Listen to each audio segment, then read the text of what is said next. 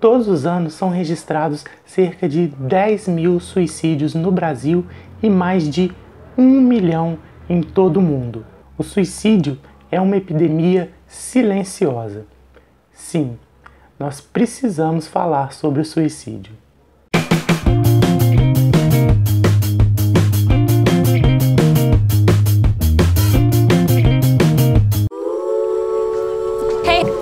Hey.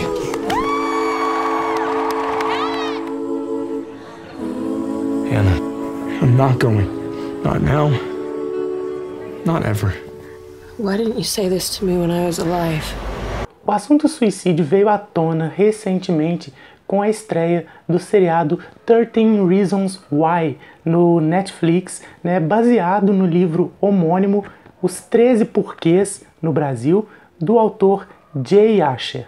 A série e o livro contam a história de Hannah Baker, uma adolescente que comete suicídio, mas antes disso deixa 13 fitas contando os porquês e os responsáveis por ela ter tirado sua vida.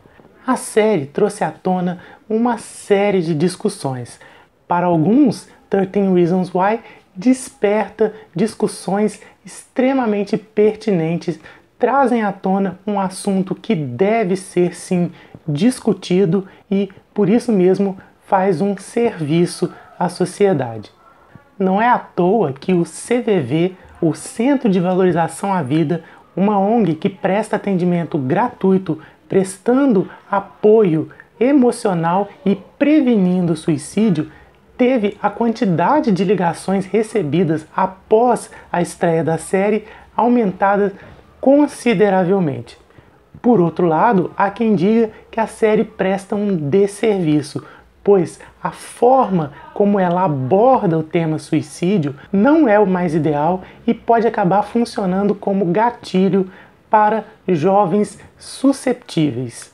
Sem dúvida, falar sobre suicídio é importante, especialmente entre nós, profissionais e futuros profissionais da área de saúde que vamos lidar diretamente com esses pacientes.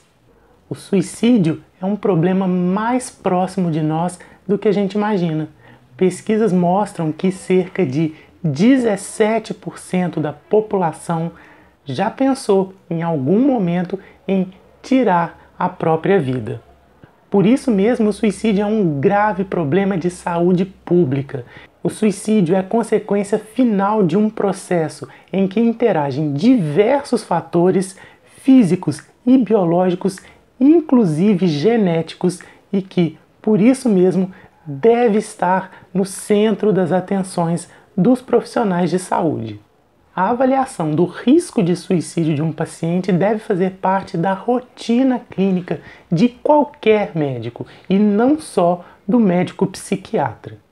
Trazer o assunto à tona, discuti-lo, ajudar a identificar pessoas em risco e prevenir o suicídio é o objetivo deste vídeo. O estigma, o tabu, o medo e a vergonha de falar sobre este assunto constituem barreiras na efetiva prevenção do comportamento suicida. Há um pensamento no senso comum que diz que quando a pessoa fala muito em suicídio ou ameaça tirar a própria vida, na verdade ela está apenas querendo chamar atenção e não vai consumar o ato. Isso é falso. Na verdade, grande maioria das pessoas que cometem suicídio em algum momento dão sinal disso. A própria Hannah Baker no seriado, ela claramente grita por ajuda antes de fato, cometer o ato suicida. Outro mito diz que não se deve falar sobre o suicídio, que conversar sobre o suicídio aumentaria o risco da consumação do ato. Isso não é verdade. Pelo contrário, falar sobre o assunto, conversar abertamente pode ser uma forma de prevenir. Conversar com um paciente que pensa em se matar sobre o ato pode ser uma forma de aliviar a angústia, de aliviar a tensão que esses pensamentos trazem e por isso mesmo podem sim ser benéficas para o paciente. Identificar um paciente em risco de suicídio é fundamental na prática clínica e existem 2 fatores de risco principais que colocam o nosso foco em cima daquele paciente. O primeiro deles é a tentativa prévia de suicídio. De fato, uma pessoa que já tentou suicídio em algum momento da vida, ela tem de 5 a 6 vezes mais chance de tentar novamente. E mais de 50% dos pacientes que cometem suicídio já tinham tentado o ato anteriormente. O segundo fator de risco é a presença de alguma doença mental, de algum transtorno psiquiátrico. E muitas vezes esse transtorno nem sequer foi diagnosticado. Depressão, transtorno bipolar, transtorno de personalidade, esquizofrenia, alcoolismo, abuso de drogas psicoativas estão entre transtornos psiquiátricos que aumentam consideravelmente o risco de suicídio. E quanto mais transtornos psiquiátricos um mesmo paciente tiver, maior o risco. Esses são os fatores principais, mas outros fatores podem estar associados, como por exemplo a idade. A gente sabe, por exemplo, que o suicídio é hoje a 3ª principal causa de morte entre jovens, como a própria Hannah Baker, e que é também elevado em idosos. A presença de outras doenças clínicas não psiquiátricas também pode ser um fator de risco para o suicídio. Eventos traumáticos na infância e adolescência, como maus tratos, abuso, divórcio do pai ou a presença de transtornos psiquiátricos na família, além da própria história familiar de suicídio, A pessoa que tem um familiar que tenha cometido ou tentado suicídio tem um risco aumentado de suicídio, mostrando aí a presença de um componente genético, mas também de um componente ambiental associado ao risco de suicídio. Fatores sociais também estão relacionados, como o desemprego, problemas financeiros. Viver sozinho também é um fator de risco para o suicídio, Pesquisas mostram que pessoas que têm laços sociais mais firmes têm menor risco de tentar suicídio.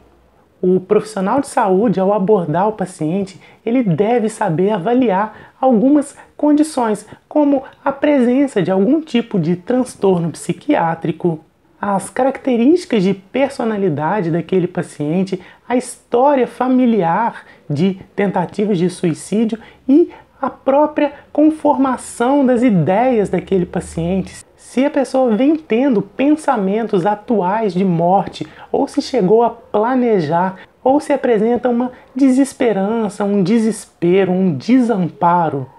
A presença de fatores estressores, como a perda de um emprego, um divórcio, alguma situação adversa familiar, a perda de um ente querido, por exemplo, e a presença de outras doenças, especialmente aquelas doenças crônicas ou degenerativas. Todo paciente que fala em suicídio tem um risco em potencial e deve receber uma atenção especial. O médico ele não deve ter medo ou receio de investigar o risco de suicídio no paciente. O assunto deve ser abordado de maneira gradual, de maneira delicada, mas não deve ser deixado de lado. Algumas perguntas são essenciais, como se o paciente tem planos para o futuro. O paciente que pensa em suicídio geralmente diz que não. Se a vida vale a pena ser vivida, mesma resposta para o paciente com risco de suicídio. E se a morte viesse, será que ela seria bem-vinda? E a resposta desse paciente possivelmente será sim. Se o paciente respondeu dessa forma, é importante perguntar se ele tem pensado em tirar a própria vida, se ele tem planejado formas de tirar a própria vida e se ele já tentou em algum momento o suicídio.